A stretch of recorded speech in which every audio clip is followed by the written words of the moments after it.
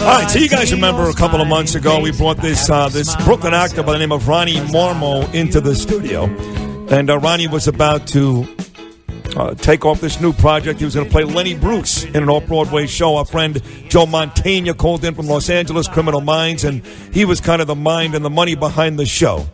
Anyway, make a long story short, Ronnie did such a good job playing Lenny Bruce that now it's been called back for a second time. Right, they're doing it again. So the real brains behind that whole show, Bernie, is it ain't Ronnie, it ain't Joe Mantegna, it's Bren Rapp. And Bren is sitting right to your right. She's the producer. She lives in Texas. Ronnie lives in Los Angeles. She's turning beet red. Well, she I'm just thinking about the phone call I'm going to get from Ronnie after he hears this. It's true. Bren does all the legwork. She raises the money. She meets everybody. She gets the new venue. She does all the work. She's great. So now she's got another show she's doing here. Now, this is yours, right, Bren? Yes. This is yours? Yes. And the name of this show is, I want to make sure I get this right, I promoted like hell on Sunday, Self-Injurious Behavior. Yes. And the star of that show is Jessica Cavanagh. Yes. And she's sitting to my left. Hello, Jessica. Hello. How are you? I'm great. How are you? Very good. Now, this show is near and dear to your heart and to mine. I've got his son, Gabriel. He's 10 years old. And he's got a, what's the word I want to use? I guess it's a... It's not a disease. What does he have? So a minor affliction. Yeah, not even affliction, but he's got something called dyspraxia, which is a very close cousin to autism. Mm-hmm. They're very similar in a lot of respects. And this show centers around a playwright who's got a child who's got autism. Real life story, 11 years old, now 19. Tell us about this play and your role exactly. Pardon me. So thanks for having me so much. Sure. So we admitted our son, my ex and I ended up needing to admit our son to a group home when he was 12 years old. This is really your son? Really my son. So this is your true story? It's my story, wow. And it was obviously the hardest decision I've ever had to make in my word life. I want to use, by the way. Yeah, there you go. No, it's totally fine, fine. So it was a very difficult decision, obviously, and I kind of had a huge breakdown in my life after that happened, and you kind of start questioning, who am I as a parent? Who am I as a person? Like, what just happened? And so I started writing about it, and it wasn't necessarily to be a play. I'm an actor, and and so I needed an outlet. I was going a little insane, and so I started writing. I was driving away. I dropped him off at the group home for the first time, and I get to see him once a month. And I picked up my phone, and I started speaking into the phone just some feelings that I was having, and just let it go. And later on, 5 years down the line, that's a monologue at the end of the play. And so I just started doing that. I would have thoughts and I would record them just to get them out. And then I started transcribing them and turning them into this play. And I didn't know at first what it was, if it was a play, if it was just me, therapy. But I showed it to some friends, in the industry and said, what do you think this is? And they were like, oh, I think it's a play. So I continued working on it, and it's been about 5 years total, on and off, because it's difficult to work on. But now it's, it is what it is, and we're really proud of it. Wow. Yeah. Have you written any plays before? I mean, is this your first venture into... It really is. I wrote a really freaking terrible play when I was like 23, because that's what you do when you're 23, and thought I may not be a playwright, and just continued acting. But yeah, no, this was different. And of course, I've been acting for, since I was 5 years old. So you can tell. I don't know if that's a compliment or not. No, it's not. That's a huge compliment. Just the way you conduct yourself, you can tell there's some theater in there. I mean, again, this is a role that's a true life story. Sure, it's got to be very difficult to perform on a nightly basis, Wednesday through Saturday. By the way, it's the Urban Stages. That's right, West 30th Street, 8 p.m. So, but I can see that you're probably a terrific actress. Now, you went to Bren. How'd you know about this story, and then you took it to the next level? She was doing the play in Dallas, and she asked me to come so it started in Dallas. Yeah, it did. Okay. All right. And had kind of a monster run in Dallas and was insanely popular, and everyone was talking about it, and she asked me to come see it. And quite honestly, at first I was like, oh, sounds like a real downer. Like, I don't know if I want to see this, but it's so honest and surprisingly funny, because she's so self-deprecating and so honest with how she was treating herself, that I was so taken by it. And her performance was so brave. Like, she's out there every night reliving this we call it life's unimaginables, because when you have a kid, that's never your thought, is that 12 years later you have to let the kid go because it's the best thing for them. So I saw it, and we just went from there, and here we are. It is, in the end, an uplifting and no doubt an inspiring story. No, it absolutely. It always had to be. Yeah. I never wanted to bring everyone into the theater and just make them weep and leave. Like that's terrible.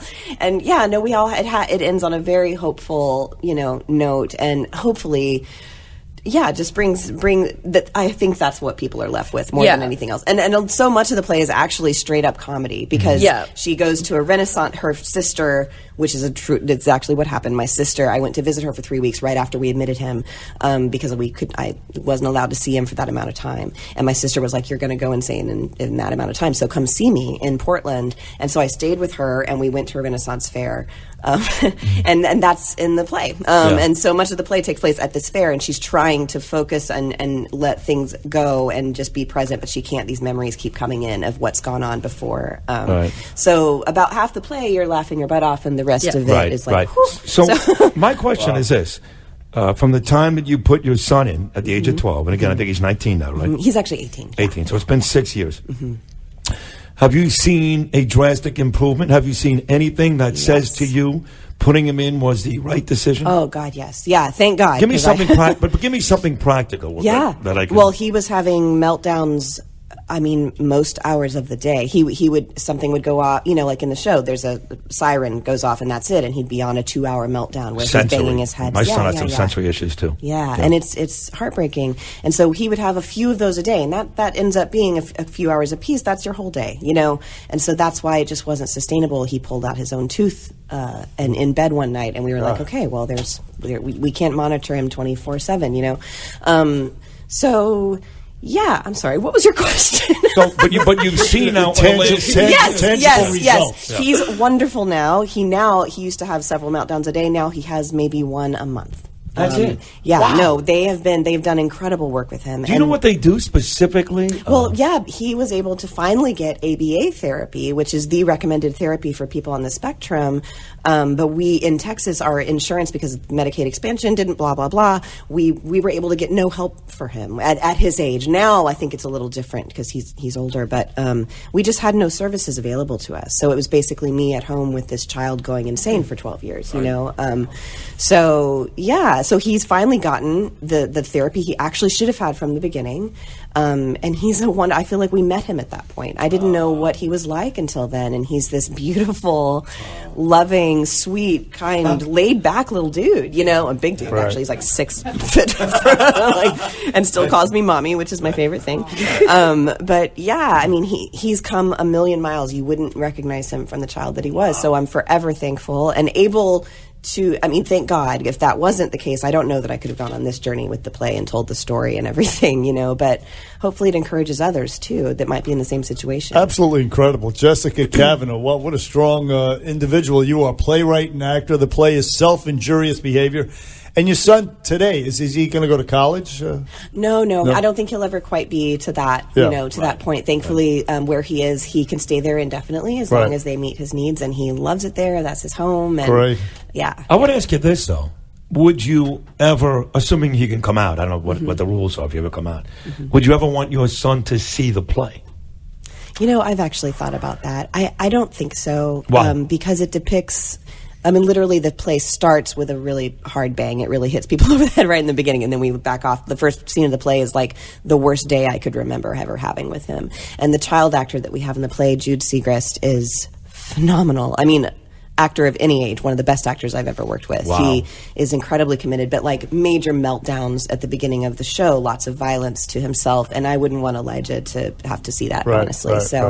Yeah. He is aware of that, though. He does know what he was, or you think that he's completely repressed some of that? No, he knows. In fact, sweet guy. He actually apologizes after a meltdown now. You know what I mean? I think he recognizes what a hardship it kind of was all around, which is heartbreaking because, of course, he has nothing to apologize for. But yeah, I think he knows the progress he's made. Yeah. Well, listen, Jessica Cavanagh, again, and Bren Rapp, who produces the show, Self-Injurious Behavior on West 30th Street. What's the name of the theater? Urban Stage. It's the 30th Street Theater at Urban Stages. Beautiful. And I think it's Wednesday through Saturday nights at 8 p.m. and the show runs until when, Bren? It closes this weekend. So But we're going to get some money and we're going to keep it going, right? Yes, exactly, exactly. You are extraordinary people, Bren and Jessica in particular. My God. Thanks for coming in and telling us about it, your story. Thank People you. go see the play, Self-Injurious Behavior. Thank you so much. Thank you guys Congratulations. so Great much. job. Yes. Thank you, guys.